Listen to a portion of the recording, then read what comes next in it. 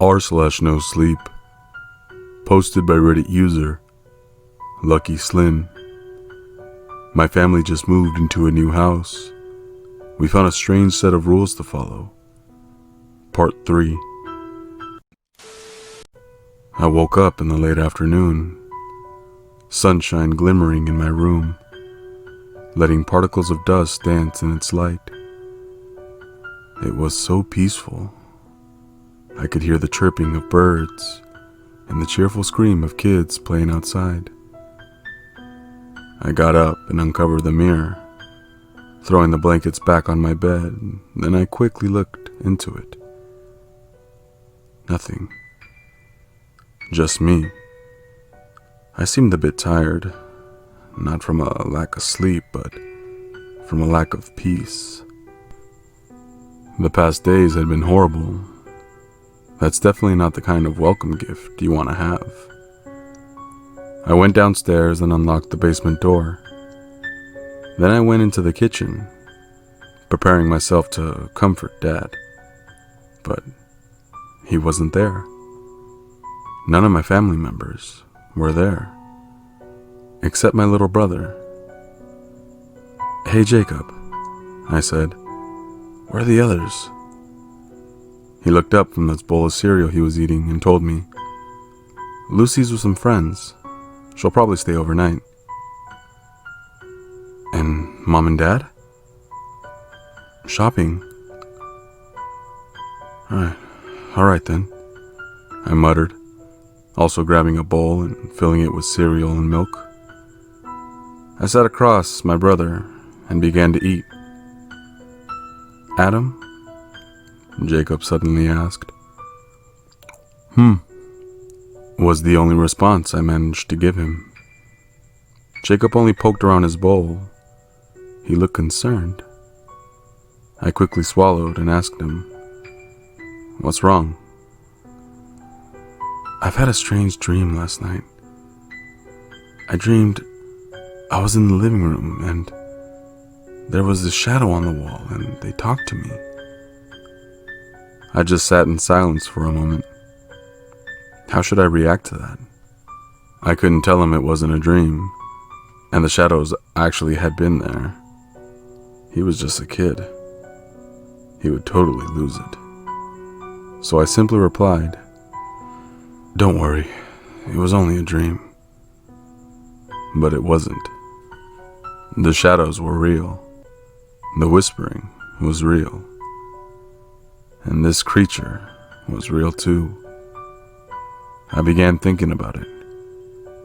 Would it stop to haunt this house if police collected the bodies in the freezer? When would they come to collect it? Would they even come? It's almost been a day now, and I'm pretty sure it doesn't take that long to radio for someone who picks them up.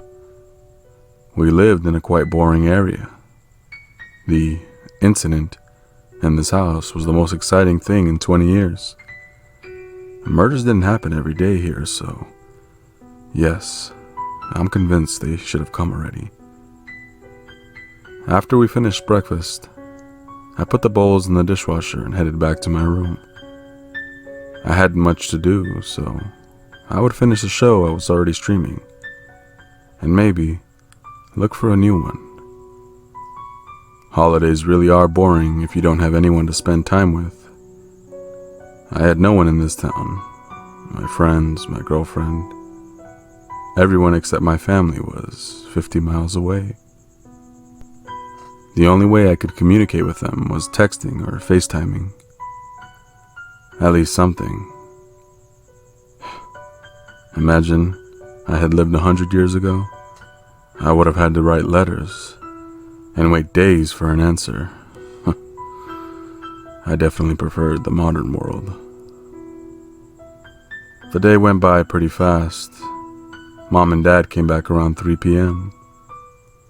They had bought some pillows and a new closet for their bedroom. I helped Dad carry it in. As we sat on the bed in my parents' room, I told Dad how the mirror had suddenly been back in my room, and what I saw in it, and on the TV. I also told him about Jacob standing in the living room, staring at the shadows and how he now believed it was a dream. Dad still didn't seem to care. "Well, why do you think it wasn't a dream?" he asked me. "Because I saw it too. And the monsters in the mirror and on the TV." "Why won't you believe me?" "Adam, there is no such thing as ghosts or monsters. I don't think I have to tell a 16-year-old that. You're simply missing home and aren't familiar with this new house yet. Did you know about the murders that happened here?"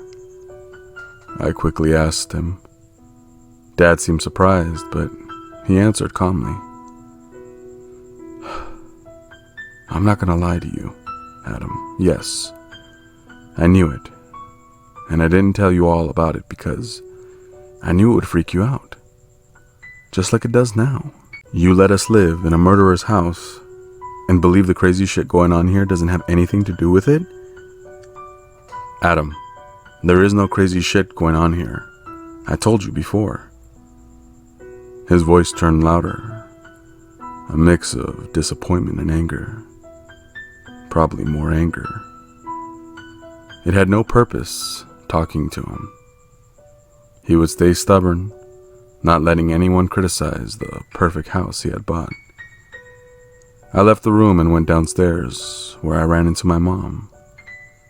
She seemed to get ready for something. "Are you going out?" I asked her. "Yes, dear.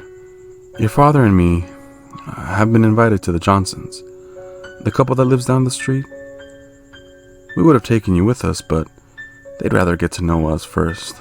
Sorry, Adam." She gave me a quick kiss on the cheek and told Dad to come downstairs. As they went outside the door, Mom told me, "We'll be back sometime after midnight.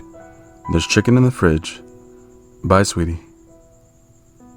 The door closed and I was home alone with my brother and whatever else was in here. Jacob and I watched some TV in the living room. Well, he was watching. I spent most of the time texting. Eventually, he said he was tired and went upstairs. I made sure he closed the door behind him. It was now 11:30 p.m., and my hunger kicked in. I went into the kitchen to get the chicken Mom had told me about, put it in the microwave, and waited. After pressing the button exactly 1 second before the shrill ping sound, I took the chicken out of the microwave, got a drink, and headed back into the living room. After sitting down, excited to enjoy my meal, I perceived a noise which would send chills down my spine immediately. The sound of a glass breaking coming from the kitchen. I stood up fast and wanted to investigate the sound, so I turned on the light in the kitchen but saw no glass. Nowhere. For a brief moment, I thought my mind was playing tricks on me, thinking I had been so exhausted from the past days that my senses weren't working well anymore. This short moment of doubt ended as I heard yet another noise behind me. No breaking glass. No noise you'd expect to hear if you're home alone, and definitely no noise you want to hear if you're home alone. A growling right behind me. I stood in shock. The noise seemed close, but not too close. I slowly turned around, hoping for the best. Maybe a stray dog who entered our house through the open door. But I expected the worst. And as I saw it, my worst expectation turned out to be true. It was the creature I had seen in the mirror, the familiar eyeball watching me.